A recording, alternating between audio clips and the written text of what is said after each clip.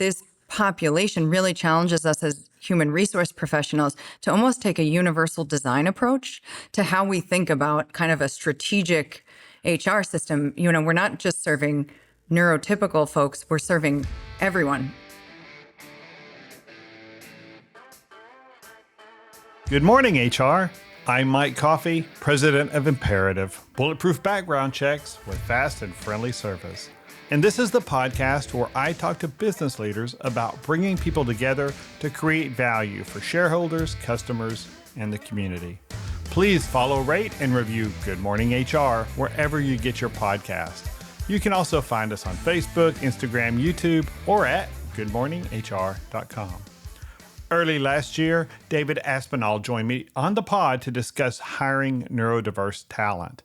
Then last year, Dr. Maria Aguilar at the University of North Texas turned me on to some interesting research about the obstacles even companies who want to hire neurodiverse talent face in recruiting and onboarding that talent.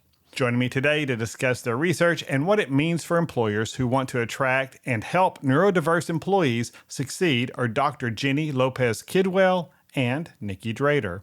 Ginny is an associate professor in management and director of professional graduate programs at the University of Texas G. Brent Ryan College of Business.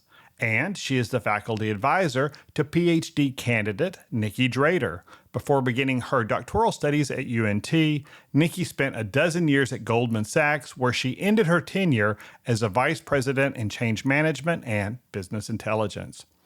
Their article, based on their research, is The Double Empathy Problem and Person-Environment Fit, Mutual Understanding and Bidirectional Adjustments in Autistic Talent Acquisition. It was published last fall in the academic journal Human Resource Management. Welcome to Good Morning HR, Ginny and Nikki. Good morning. Yeah, thank you. Well, thank you for being here. And we'll get into your findings in a bit, but Nikki, give us the high-level view of your research and what drew you to that topic. Sure. So I had spent 12 years at Goldman Sachs, and while I had always wanted to go back and get my PhD, I was never quite sure what that one thing I wanted to kind of commit the rest of my professional life to until around right after the pandemic began, actually. It was during that time that the firm started to invest in hiring neurodivergent employees. And at the time, I was an operations manager. I oversaw two organizations within the Consumer and Wealth Management division at Goldman, both of which were project management driven and business intelligence. So very data heavy roles, but in the operations division with some connectivity to like institutional stakeholders and other stakeholders, even within the firm.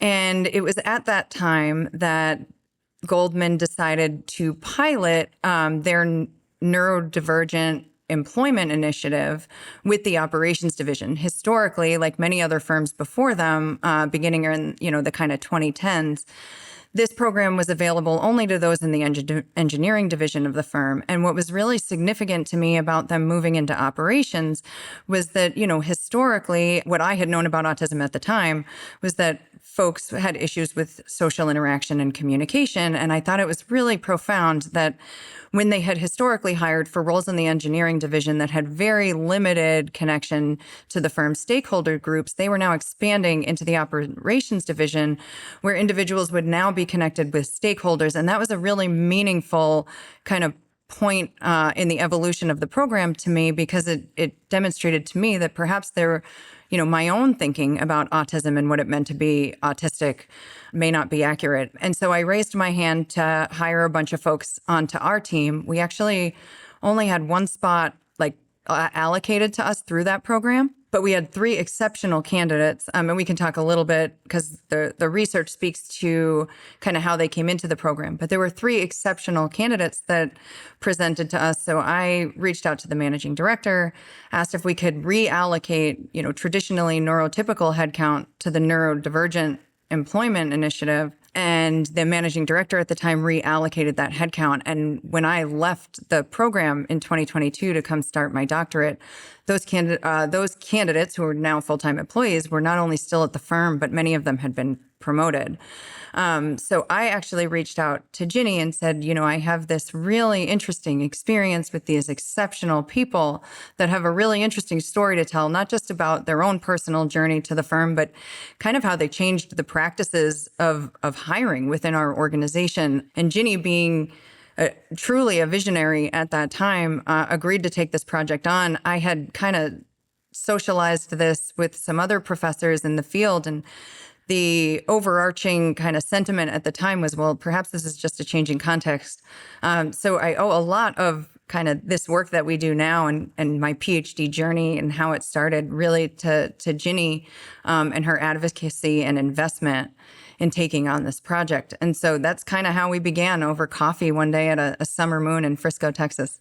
I know Summer Moon well. And so just to recap, Goldman, just like a lot of other companies, was using neurodiverse and autistic employees for engineering, software coding, those kinds of things in kind of the back office where they weren't interacting with customers or internal customers and things like that so much. The social interaction wasn't as necessary.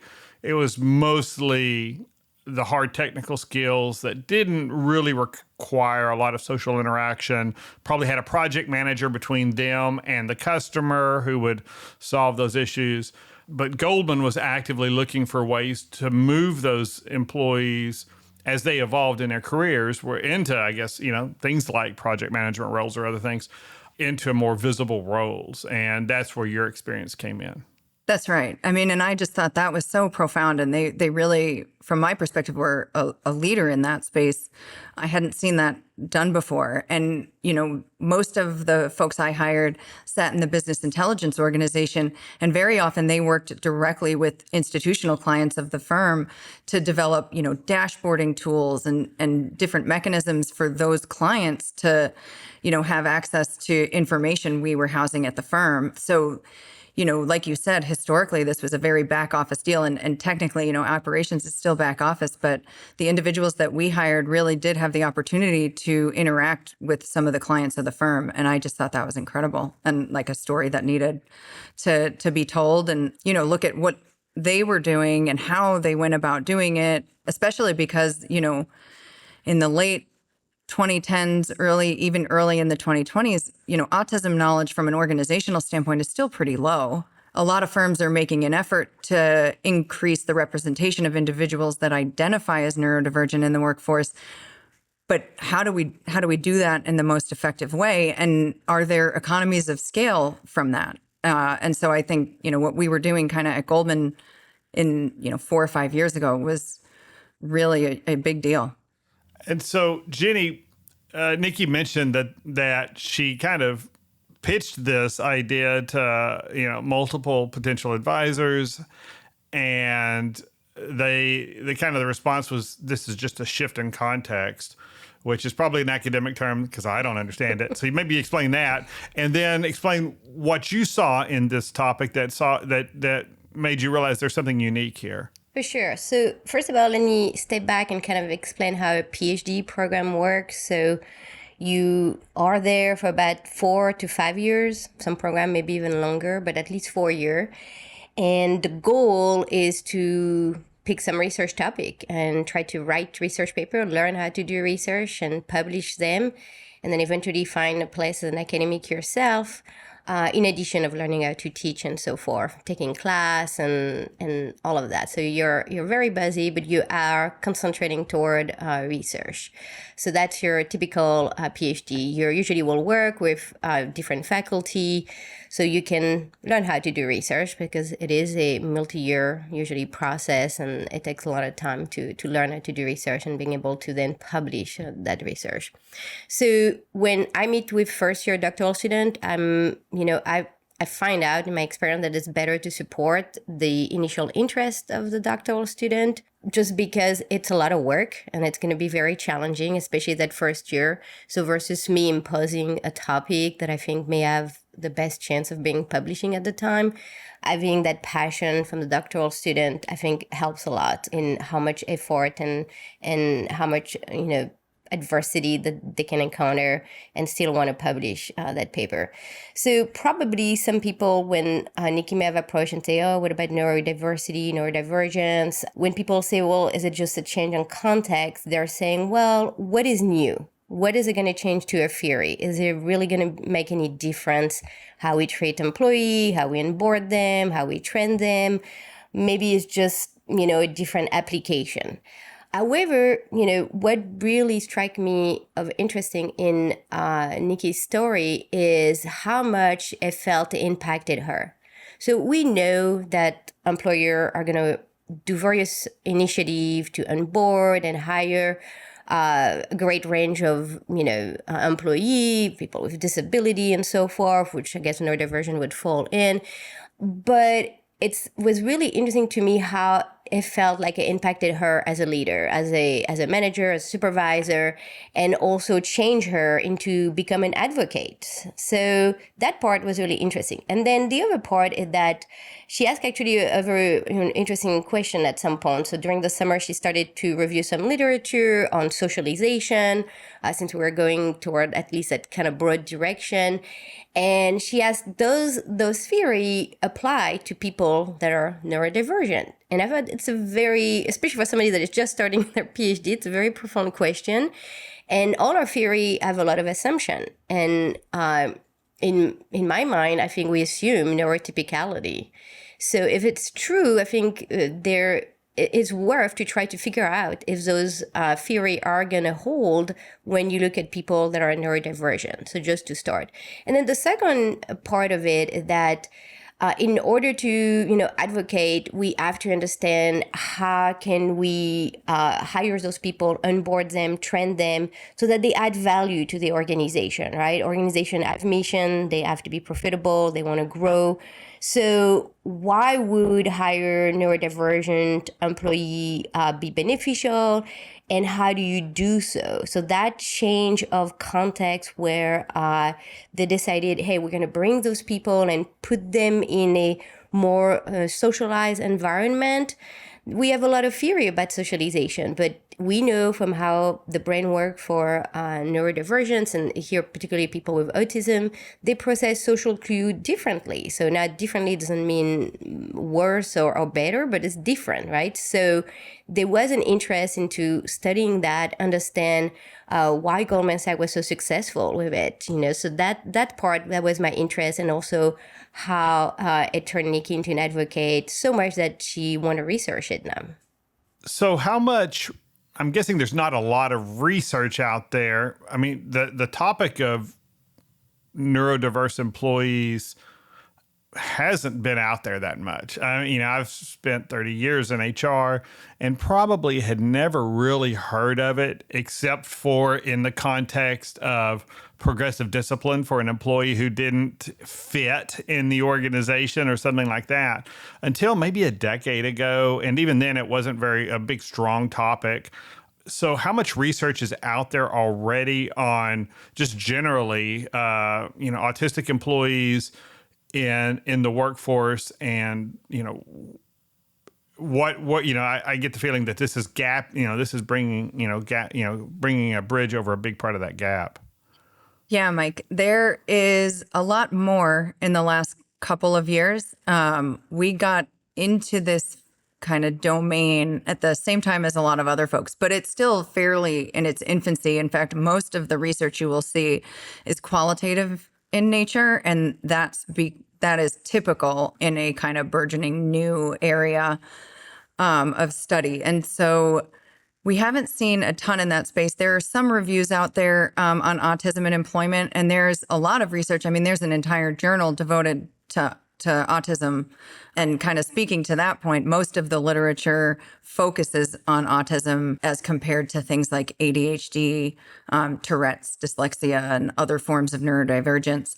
But in management specifically, there really wasn't that much. And that's how, we came to be part of this special issue that showcases kind of research specifically on workplace neurodiversity. But that's really the first of its kind. So we were kind of right place, right time. Now, the title of your paper is A mouthful. At first glance, word salad. Okay. I mean, there's a ton of big terms here. And for somebody who barely graduated high school science, there's a lot here. But the double empathy problem and person environment fit. Let's just start with that part. What is double empathy and how does that relate to the research? Sure. I'm actually going to start with person environment fit. Okay. And then I will layer on the double empathy problem because I think person environment fit is the thing we're most familiar with. In fact, you talked about fit just a moment ago. Mm-hmm. So in, traditional talent acquisition, what we're trying to do is assess whether or not the candidate is a good fit for the organization, the job, that kind of assessment. And historically, we've done that with things like through recruitment, job specs are posted to job boards and they include a list of required skills. And in the nice to have section, everything but the kitchen sink, right? Right. And then you get to the kind of screening and selection phase. And, we've all probably been through at least one face-to-face interview. And there is this kind of traditional approach to talent acquisition, all intended to assess whether or not someone is going to fit at the organization.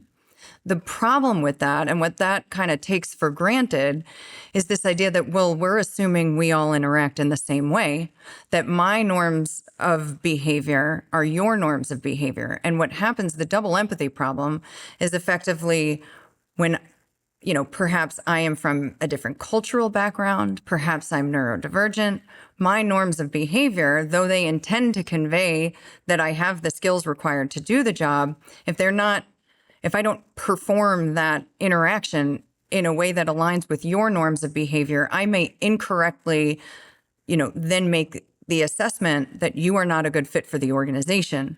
Conversely, it can happen in both directions, right? The norms of behavior or the norms of the folks doing the hiring may not, be my norms of behavior. And that is the double empathy problem. I just kind of want to emphasize it's not something unique to neurodivergence. It can happen between any two individuals with different norms of behavior. Yeah. And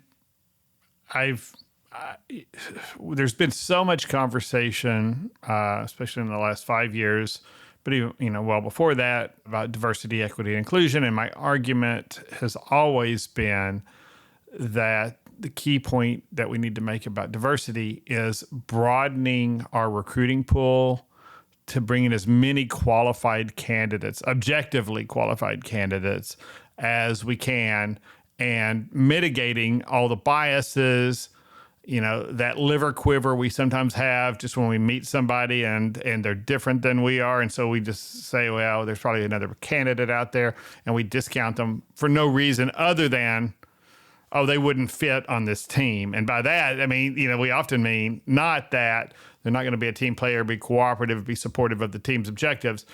They won't like to go fishing on Saturday mornings with us or something like that. They're just, and so I think there's a lot, I think we've done a lot in the last 10 years to make employers, hiring managers more aware that it's not a bad thing to have people who are different than you and who see the world differently on your team, as long as you can foster an environment where, first of all, they're already competent, and second, that they can, all these different people can operate in the same organization and feel supported, heard, valued. And so I like the idea of the double empathy because I think I spend too much time on Reddit, and a lot of the candidates out there, they sound like some of the worst hiring managers that I've ever encountered because they have really strong opinions about how this manager presented themselves in an interview or across, on a Zoom interview or something. And they're making a lot of gut decisions just like they would, but that they wouldn't want a manager to make. So that double empathy, that two-sided sword there, that both sides are bringing their own perspectives to these conversations. When we're talking about autistic individuals, what are the unique challenges that they face in understanding, reading the body language or understanding the context of, having that empathy to understand what the other person's thinking, what they're feeling? So I can kind of walk you through how this becomes an issue throughout that traditional approach to hiring. So let's think about, when you're looking at a job requirement. Most neurotypical folks will look at that job requirement, say, I have, a handful of these skills, maybe not all of them, but I'm going to shoot my shot, right?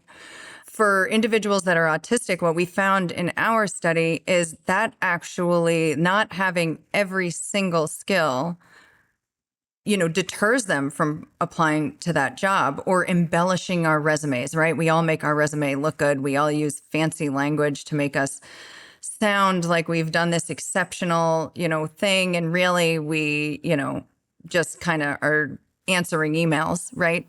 I call resumes polite lies. Yes. That we all agree we're going to allow for this. The population in our study, they do not polite lie. They are very honest about their skills. And if they don't have all of the skills for the role, then they were deterred from applying. So what we actually found, for those folks and the organizations, how the organizations adapted to serve that population was we tailored some of the requirements in the job specs to more clearly list out what was required versus, what might be a nice to have. Similarly, when you get to the face-to-face interviews, and actually you'll see even in higher view, this is an issue. Autistic individuals use fewer words. This came out in some recent research. It's actually not even published yet. It's through the neurodiversity micro community that Ginny and I are a part of. And they were looking at higher view, but it translates to kind of face-to-face interviews as well. Individuals that are autistic use fewer words when they give interviews, and they are rated categorically lower than their neurotypical counterparts in both higher view and traditional face-to-face interviews. And some, for several reasons, right? Let's say I don't pick up on some nonverbal social cues. I can tell someone's kind of done with me talking about a particular experience. They may not pick up on that, and that perhaps turns off, the hiring manager. And as, also when they get into the organization, right, they have different kind of uses for social interaction. We're finding Ginny and I are doing a follow-up study to this one where we look at social capital development in newcomers to an organization. And, our theorizing is that the networks will be smaller. Initial findings suggest maybe that's not true. But if you talk to anyone that's autistic, they will tell you, we make smaller networks. We don't have, 15 friends, we have 3 to 5 close friends, like those sorts of things. So you see all of that come through, which can really present problems in a traditional kind of hiring and onboarding schema. And let's take a quick break. Good Morning HR is brought to you by Imperative, bulletproof background checks with fast and friendly service. At Imperative, we have 3 core values, one of which is always act in the best interest of our client. To ensure we do that, we focus on keeping 3 promises. First, we choose our team's competencies over technology, AI, or algorithms. Our research and the information we provide our clients is always guided by our professional analysts, augmented by, but never substituted with, technology. And second, because our processes are thorough, our compliance is strict, and our staff cares, our clients can fearlessly take action based on the information we provide. And finally, when the phone rings or the email chimes, our team answers and solves our clients' issues immediately with fast and friendly service. These are our promises to our clients, and it would be an honor to extend them to you. You can learn more about how Imperative serves our clients at imperativeinfo.com. If you're an HRCI or SHRM certified professional, this episode of Good Morning HR has been pre-approved for 3/4 of a recertification credit. To obtain the recertification information, visit goodmorninghr.com and click on Research Credits. Then select episode 182 and enter the keyword autism. That's AUTISM. And if you're looking for even more recertification credit, check out the webinars page at imperativeinfo.com.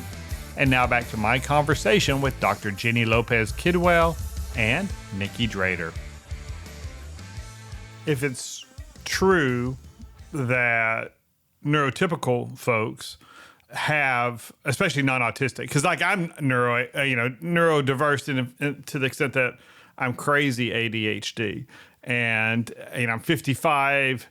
It took me, the first 45 years to even come to terms with what that really meant and how I perform, and then I've spent the last decade trying to be more productive and more, aware of how that manifests and how to utilize it to my benefit, but also be aware of how I'm perceived by others.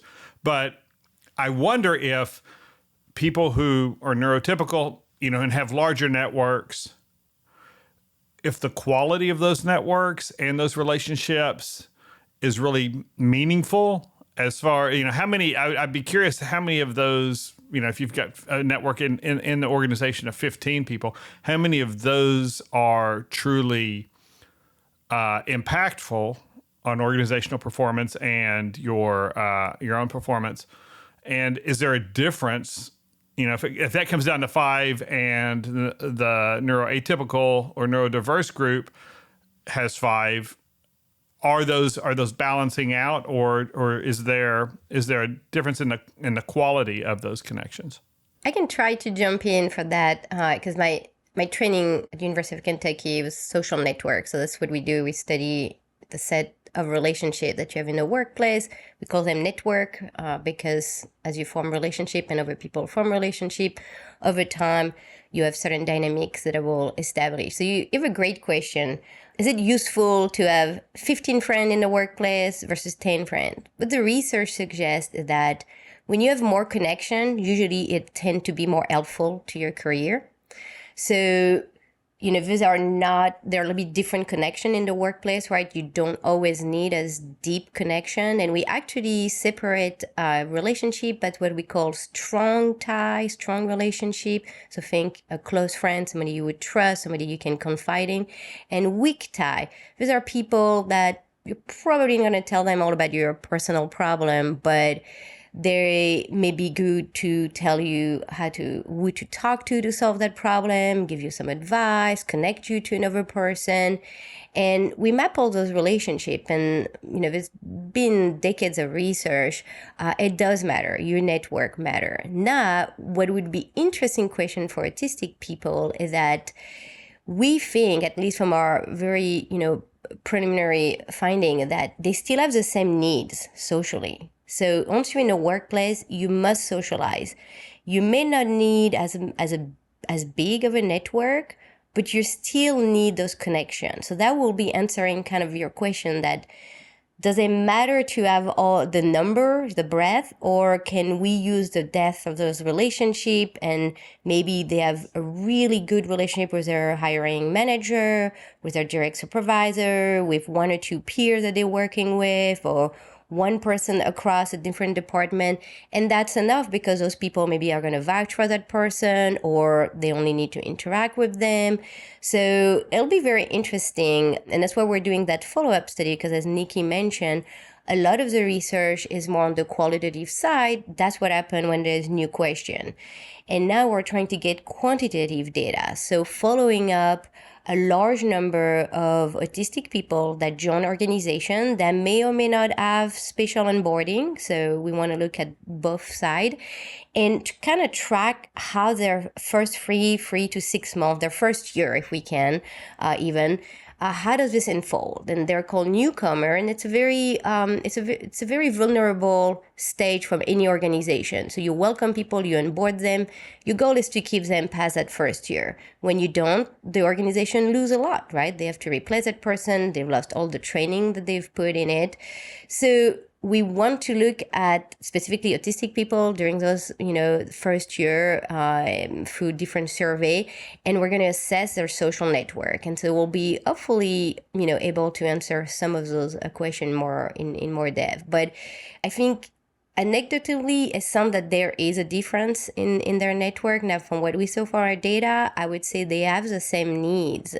So even if they may process social cue differently, they're still going to need to interact, right? Because again, at the end of the day, there's very few jobs where you cannot interact and still do your job, right? And we know that those relationships matter. And I think to come back to something you were saying, why the double empathy is really an interesting perspective, because it doesn't put the fault on one party, right? It's just saying, hey, maybe we're different here in terms of how our brain process information. Maybe if we give enough information to the hiring manager and people that work with that person, this is how their brain works. And enough information to the person that is neurodiverse and be like, hey, this is some of the thing that how neurotypical process. This is probably why sometimes you don't feel understood, because that's how then can we create a more harmonious relationship? Then information tend to flow better. You have less miscommunication.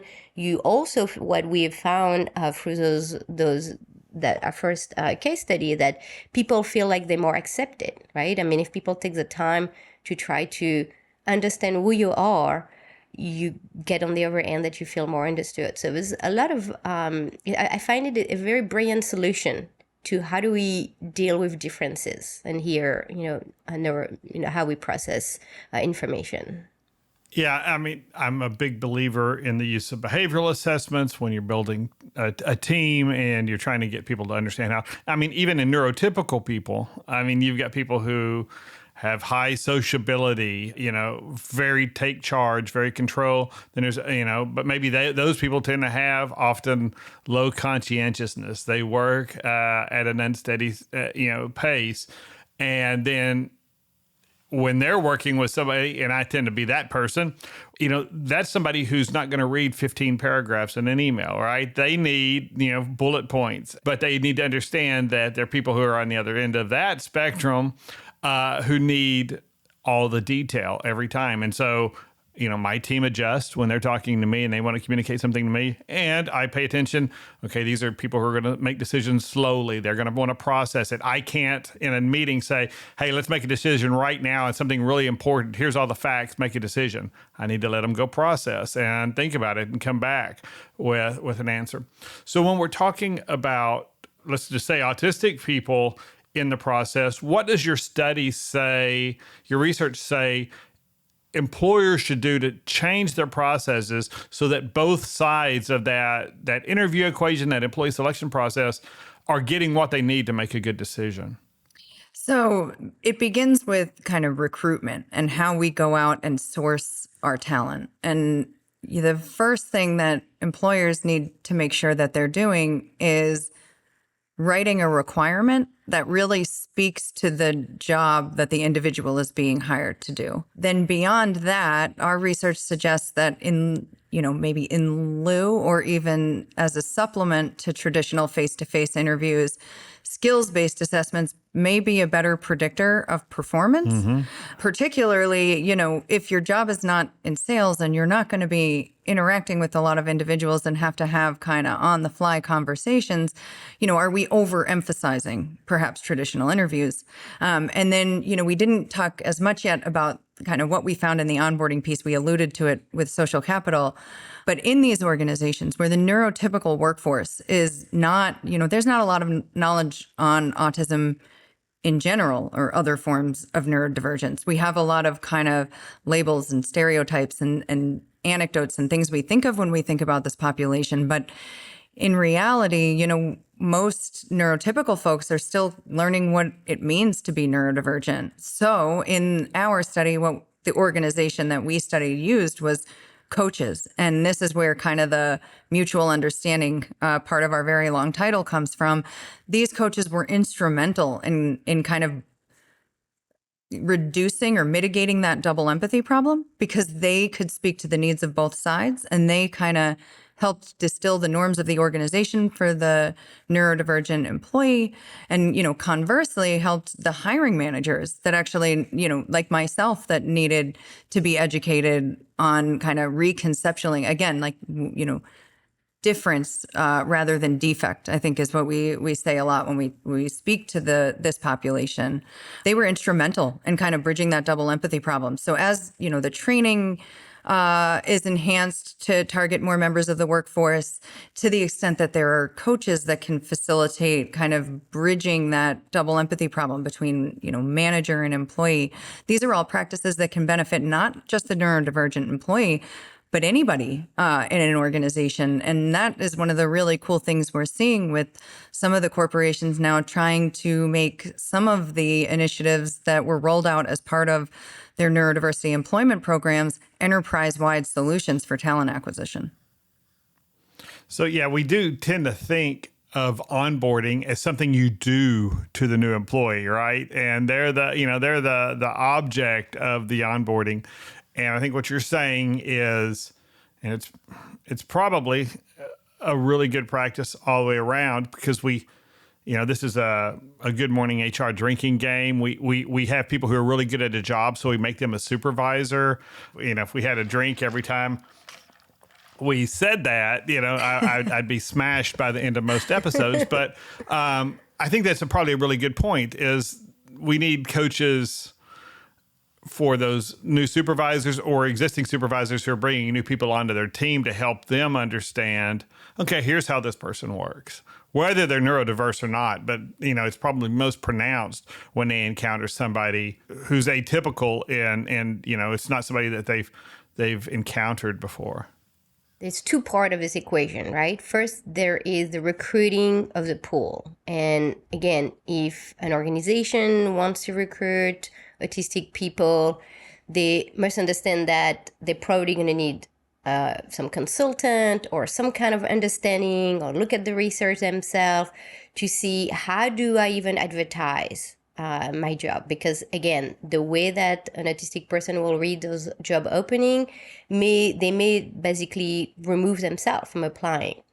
So because they're so literal in how they see things. They're very literal, exactly. So, and at least in that case study, they hired a nonprofit, and there is some of those third party nonprofit company that will come and help, organization to hire a neurodiverse employee. That we also have seen, I've heard of companies that do it in-house, where they go or they partner with academics or so forth. But there is some kind of help that need to happen to understand the population that you're targeting. So once you are able to attract people and they're applying, then they have to interview, which is the second part that Nikki was talking about. The typical process, the way we interview, is really how you come about interpersonally. So I teach undergraduate a class on power and influence, and I always tell them, we're going to practice how to interview, and I can teach you that. However, no is a very powerful practice, and you can probably get the job, but you should only apply if you think you can do the job, right? Because then you have to do the job. So here, the approach that they took for people that were autistic is, and Nikki will talk more about it, but is more instead of show me, instead of tell me about what you can do, and this kind of that skill base. We're giving you a project, we're giving you a task to do, and you're actually engaging with it versus telling me I'm good at this or that. So that's the second part. And then that third part is that now let's say you want to welcome that employee in that onboarding, like say, the all organization have to onboard new employee. This is where the coach come really handy. Now, they also have done some training. So I think Nikki had went through a training, she volunteered to be part of his programs. That's also an important component. I think you should not, force people if they don't want to be involved with that. They should be like, this is something I want to participate in. And then having that coach is really to me, the way I looked at it is a translator, right? So Nikki could go see the coach and be like, hey, I don't know if I'm communicating that well, or she could ask for some input. And same thing for the employee. Could go and talk to the coach and be like, I'm having some problem or some issue. And the coach can kind of, as that kind of little network that they create, that little triad help, which I think then come to a better and facing a better fit and the double empathy problem. So there's a lot of pieces that come into play. And I think, again, anecdotally, what we've heard from other organizations is that this could be scaled for neurotypical, because as you mentioned, it's, we all come with a different way. I mean, now we have different generation, we have different way of communicating. So I remember one actually hiring manager told me that they became a better communicator because of it, but not just with their neurodivergent employee, but with everybody. And so I thought that's a great thing. It shows that there is, it can, that's really investing into, and she was telling me when I asked her, why did you volunteer in being, an hiring manager? She said, well, I felt like I didn't receive such a training. So, there is really a two-way street where the company benefit, the neurodiverse person benefit, but neurotypical person also benefit. So it's really something worth investing that I think collateral, it will continue to improve the work environment for the people that are involved. And what you're talking about in the job posting and in the evaluation of the candidate during the interview is something that a lot of thought leaders in HR have been saying for some time, is that we need to get to more competency-based hiring, more demonstrable skills-based hiring, and let a lot of the other things go. Let's focus. I don't care how good an interviewer you are, unless that's your job. If you're in the business of giving interviews, that's one thing. Yeah. But maybe it matters for a sales role or something like that. But for most jobs, I need you to put tab A and slot A, maybe at a high level and with a level of sophistication and using certain tools. But I care about the output and the efficiency with which you can do that. And so if we can find better ways to measure that, that seems like that would be great for the neurodiverse group, but it would be great for a lot of people who just maybe use different language, have, other language barriers as far as communicating with this particular interviewer. And if we could just get to more of finding the skills this person has before we start really making assessments about how they're going to fit on the team. And Mike, that's what I love about this, quote unquote, change in context. When you think about individuals that are neurodivergent, and to borrow a quote from Simon Baron-Cohen, who has done a lot of, the leading research on autism, he said, it's the neurodivergent that drive human progress forward. This population really challenges us as human resource professionals to almost take a universal design approach to how we think about kind of a strategic HR system. We're not just serving neurotypical folks, we're serving everyone. I am low vision. It's funny, you were talking about earlier, you were saying you have ADHD and you kind of didn't come to know that until you were 45. I believe that is easy. I don't know how. I was 37 before I identified as having a low vision disability, but similar kind of later stage in life. And it was through that process and with kind of this exposure to neurodivergent employees that I realized, we are designing our HR systems to really service one type of individual. If we take a more universal design approach to our talent, we can really, transform HR at the strategic level. And we are right up on time, but I think we've hit the high points. Is there any other big issue you think we've missed here that we should drive home to close? I don't think so. I think we've got I am all. Such a good interviewer. You are great. I mean, I tell you what. Well, that is. Thank you both for joining me. I really appreciate it. I thought it was a great conversation. Thank you so much for having us. And thank you for listening. You can comment on this episode or search our previous episodes at goodmorninghr.com or on Facebook, Instagram, or YouTube. And don't forget to follow us wherever you get your podcast. Rob Upchurch is our technical producer, and you can reach him at robmakespods.com. And thank you to Imperative's marketing coordinator, Marianne Hernandez, who keeps the trains running on time because her boss is so ADHD. And I'm Mike Coffey. As always, don't hesitate to reach out if I can be of service to you personally or professionally. I'll see you next week, and until then, be good, do well, and keep your chin up.